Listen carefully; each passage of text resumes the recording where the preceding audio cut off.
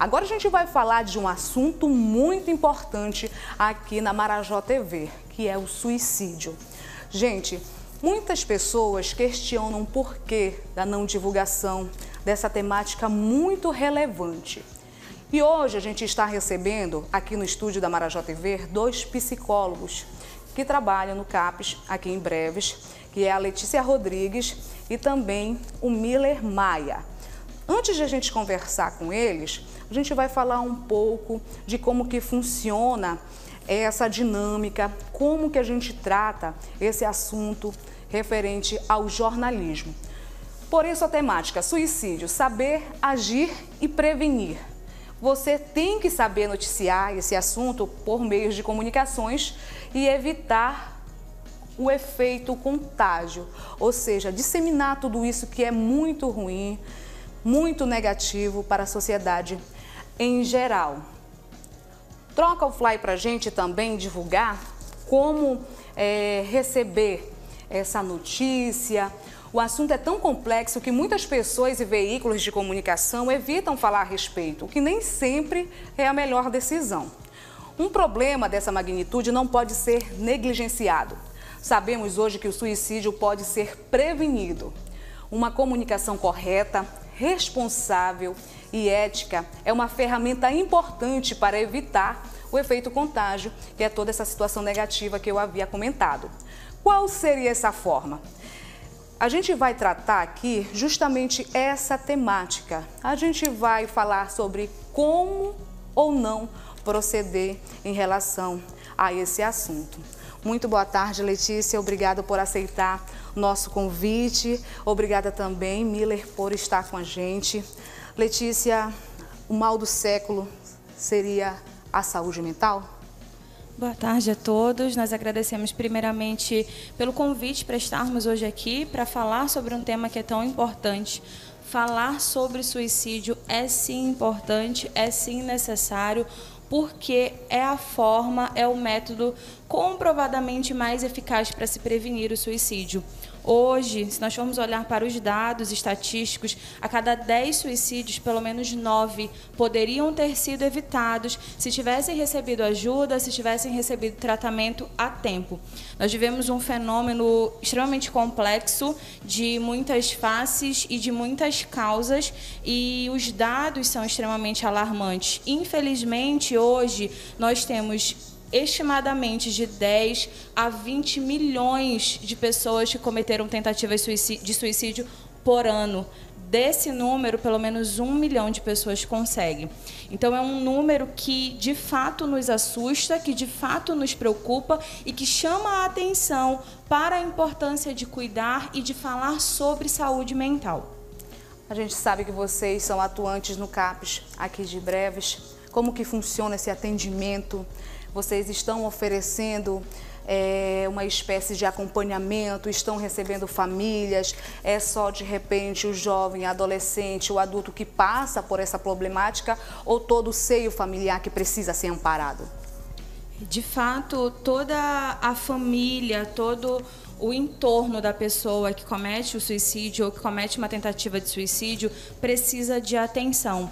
Porque uma pessoa que comete suicídio acaba afetando, em média, 7 a 10 pessoas que convivem com ela diretamente, causando prejuízos sociais, causando prejuízos emocionais e afins. Hoje, o CAPS Breves, ele trabalha na metodologia de acolhimento. Então, nós fazemos o acolhimento de acordo com a demanda que nos procura. Nós funcionamos com portas abertas, então nós não necessitamos receber encaminhamento. O próprio usuário, ele pode procurar a rede de serviços e lá ele terá o seu atendimento agendado, terá o seu acolhimento realizado. Em algumas situações, nós também trabalhamos com visita domiciliar, trabalhamos em parceria com a rede para que nós possamos fazer todos os encaminhamentos necessários. Ok. Quero explicar para você, telespectador, que a nossa dinâmica vai funcionar exatamente nesse sentido. Eu vou apresentar para vocês aí de casa um pouco dessa cartilha que é a nossa ordem, o nosso segmento de como proceder em relação ao jornalismo e, claro, você aí de casa poderá tirar suas dúvidas, de repente até perguntar algo para os nossos participantes. Gente, o nosso manual diz que esse material que a gente está divulgando aqui para vocês, planando sobre a comunicação, que a gente deve lidar com o assunto para poder saber o que não dizer, o que dizer e como dizer sobre esse assunto que é o suicídio. A gente vai listar alguns sinais de alerta de pessoas em risco e onde procurar ajuda nesses casos. Como já foi aí colocado, aqui em breves tem um trabalho realizado pelo CAPES. A comunicação precisa e pode ajudar a salvar vidas e evitar o sofrimento de muitas famílias.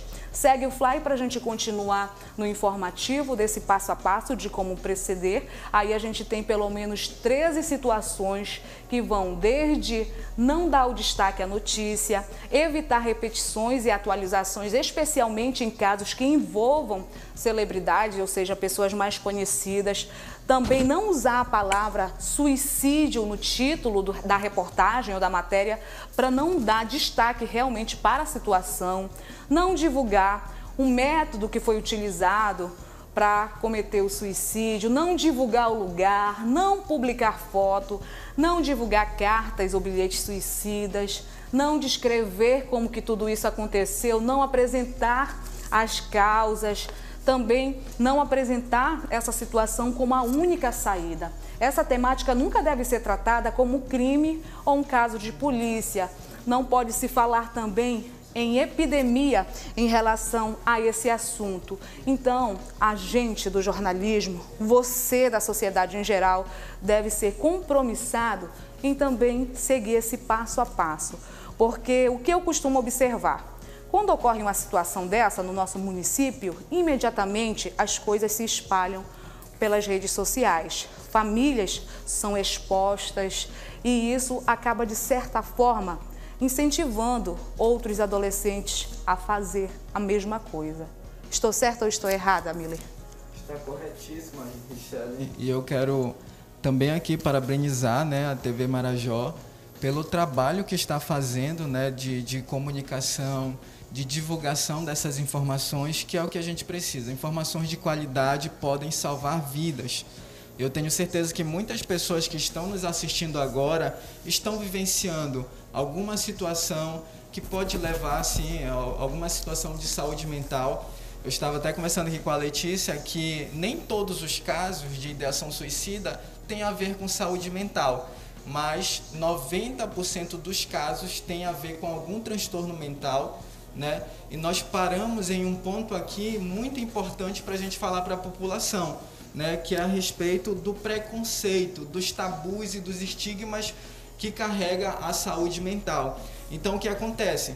A pessoa muitas vezes enfrenta um preconceito de um familiar, da sociedade, e muitas vezes ela se fecha em si mesma e não tem com quem falar sobre isso, Então, saúde mental acabou sendo um tabu e ninguém fala sobre isso, ninguém fala sobre suicídio, ninguém fala sobre ideação suicida, e nós precisamos sim falar.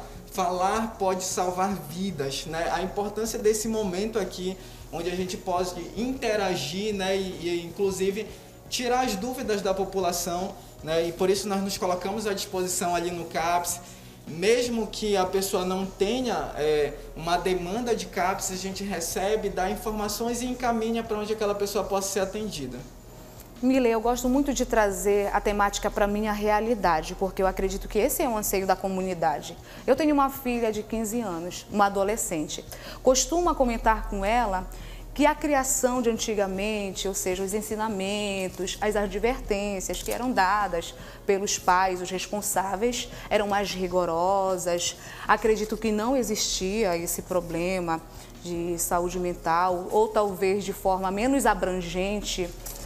A relação dessa evolução, tudo que aconteceu no mundo, pode, de certa forma, interferir ou a contribuir com tudo isso? Sim, com certeza.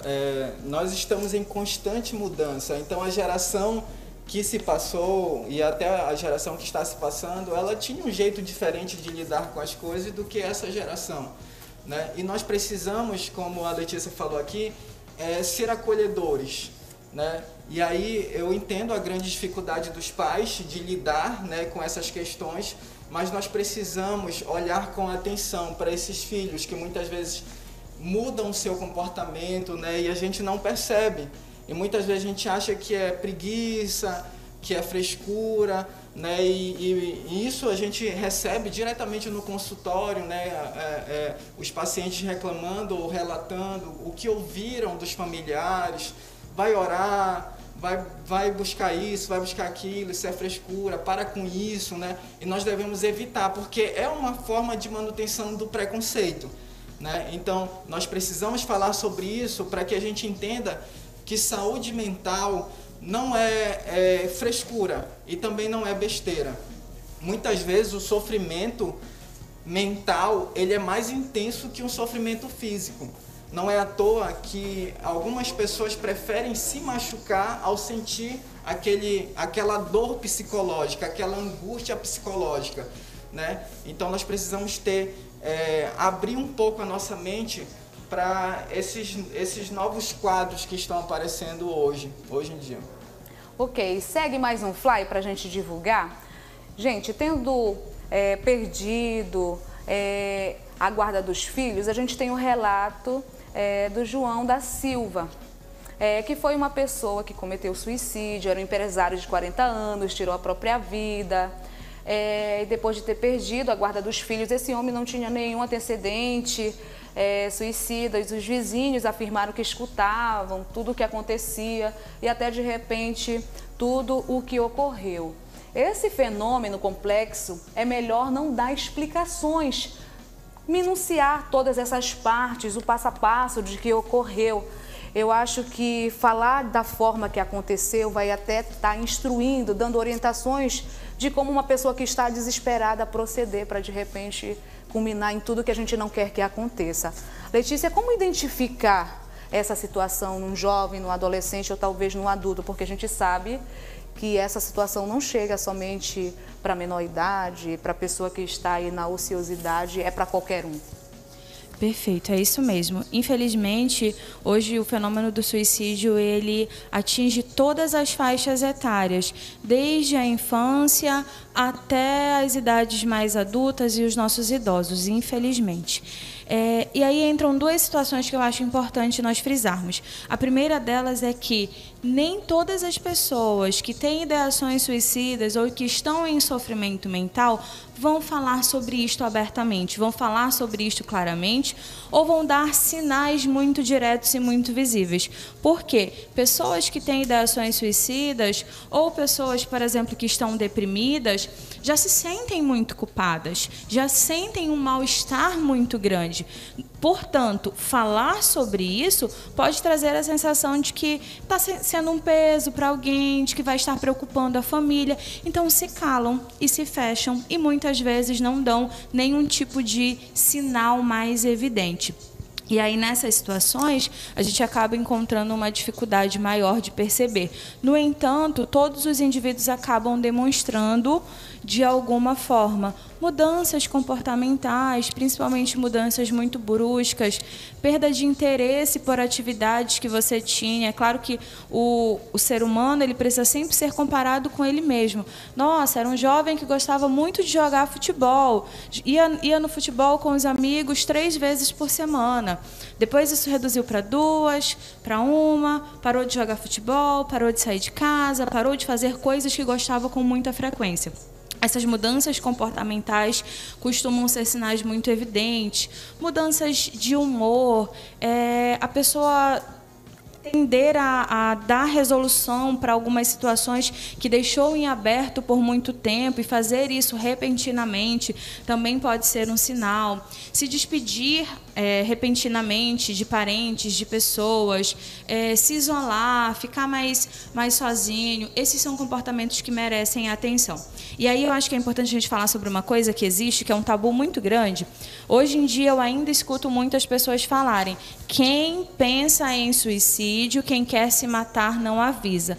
Mas avisa sim, gente. E avisa de muitas formas. Às vezes em palavras, às vezes em atitude. E eu ainda costumo dizer o seguinte: mesmo que aquela pessoa não esteja pensando em suicídio, ninguém que está 100% bem, que está com a saúde mental em dia, que está com uma saúde mental ok, vai dizer que quer se matar. Com certeza alguma coisa não está legal, alguma coisa não está bem e merece sim a nossa atenção.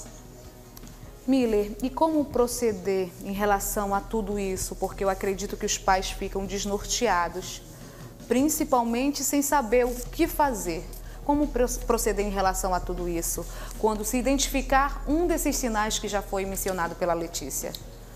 É uma das questões que a gente precisa realmente tocar sobre esse assunto, porque muitas vezes se pensa que essa temática só pode ser tratada pelo psicólogo, ou só pode ser tratada pelo psiquiatra.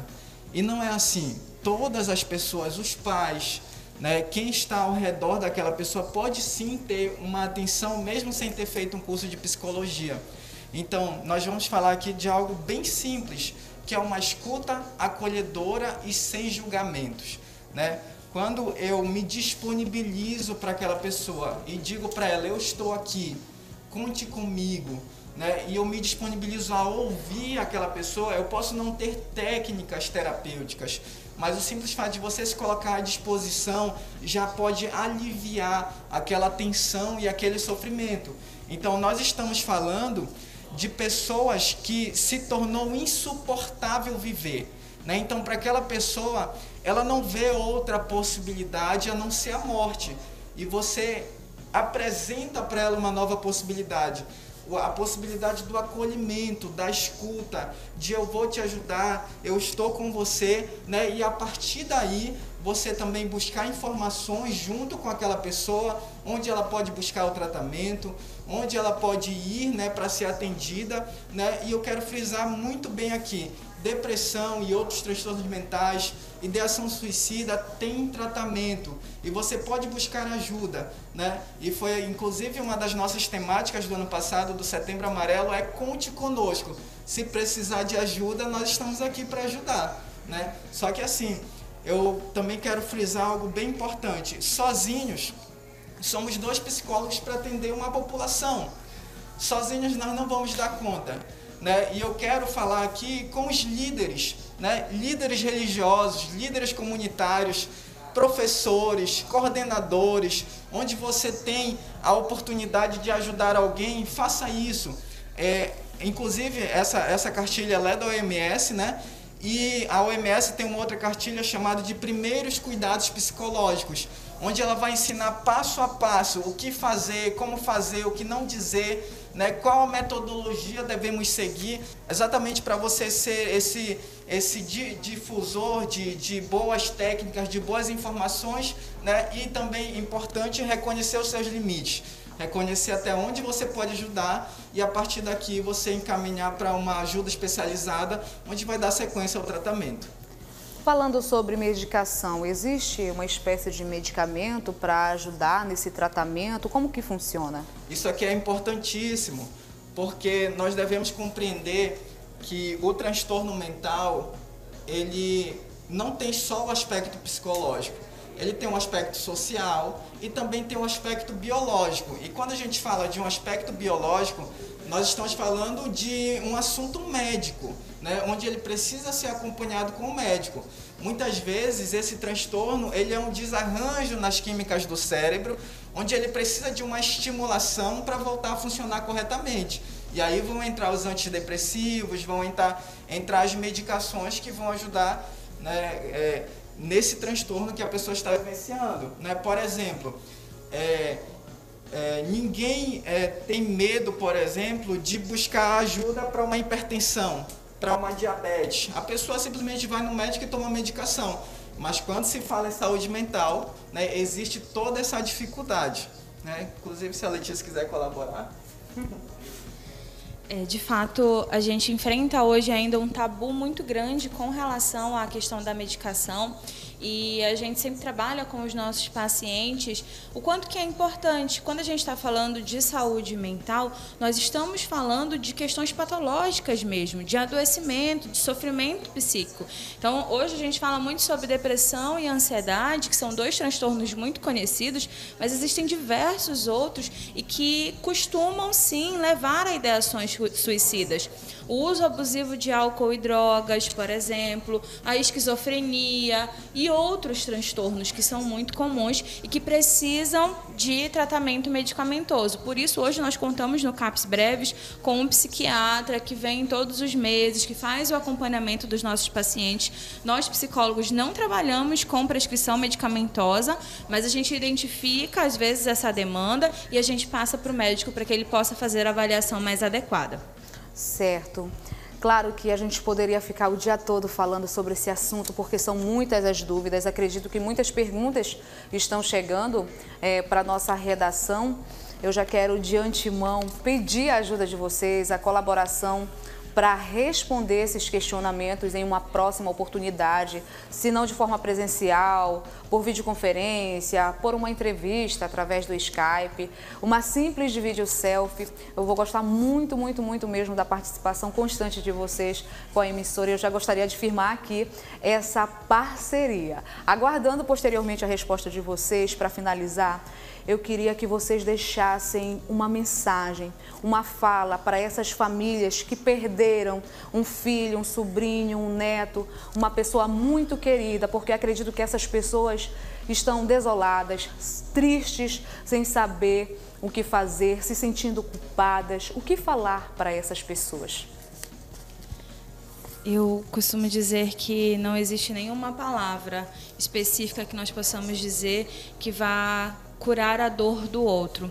Mas enquanto ser humano, enquanto pessoa, nós estamos aqui para ajudar. Nós estamos aqui para dar apoio. Se você está em sofrimento psíquico, se você está se sentindo sozinho, se você está tendo pensamentos de suicídio, você não está sozinho. Nós estamos aqui, o CAPS Breves está de portas abertas para receber você, e eu tenho certeza que tem muitas pessoas que se preocupam com você.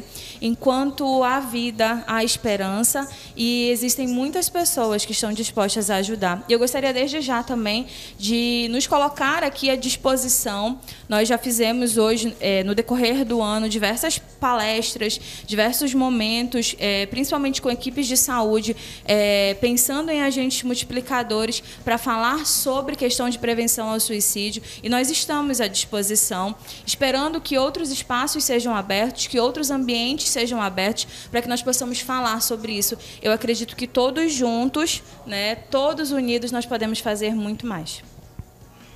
Inclusive, eu quero divulgar aqui o Instagram do CAPS Breves. Então, se você puder depois mandar as perguntas para a gente responde lá no Instagram. E nós podemos fazer uma live também respondendo as perguntas ao vivo, né? E essa é a nossa função, né? Inclusive, é um dos papéis do CAPS ser divulgador, né? Divulgar essas informações. Então, nós nos colocamos à disposição, inclusive para instituições, né? Que queiram, né, fazer palestras, né, e nós nos colocamos à disposição para ir e divulgar mais informações. E aí eu quero agradecer a oportunidade, tá, de estar aqui com vocês, e nós nos colocamos à disposição. Ok. Nossa equipe de jornalismo recebeu aqui no estúdio da Marajó TV os psicólogos Letícia Rodrigues e também Miller Maia, que são do CAPS aqui em Breves. Se você não sabe onde esta instituição funciona, ela fica localizada na Avenida Rio Branco, bem ao lado da Casa Paroquial aqui do nosso município.